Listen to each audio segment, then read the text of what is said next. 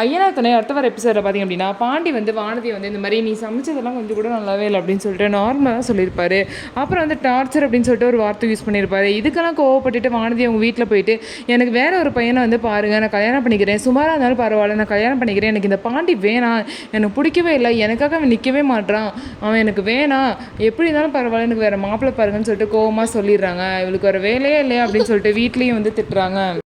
இதுக்கப்புறம் பார்த்திங்க அப்படின்னா சோழனும் நீலாவும் பேசிகிட்டு இருக்காங்க. இந்த மாதிரிலாம் நடந்துச்சு, இப்படிலாம் பண்ணவே கூடாதுங்க. சந்தா வீட்டில் ஒரு பொண்ணுக்கு வந்து ஒரு பையனை பிடிச்சிருக்குன்னா ஒழுங்காக கல்யாணம் பண்ணி வைக்க வேண்டியதானே அப்படின்னு சொல்லிட்டு சோழனும் பேசிகிட்டு இருப்பாங்க.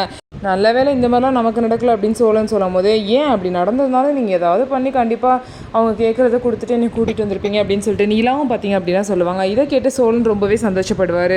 இதுக்கப்புறம் பார்த்திங்க அப்படின்னா சந்தா வந்து யாரோ ஒரு புது நம்பர்லேருந்து சேரனுக்கு கால் பண்ணி பேசுவாங்க. சேரன் பார்த்திங்க அப்படின்னா உனக்கு எந்த பிரச்சனையும் இல்லைல்ல, உன்னை யாரும் அடிக்கல அப்படின்னு சொல்லி கேட்கும்போது இல்லை எனக்கு எந்த பிரச்சனையும் இல்லை அப்படிங்கிறாங்க.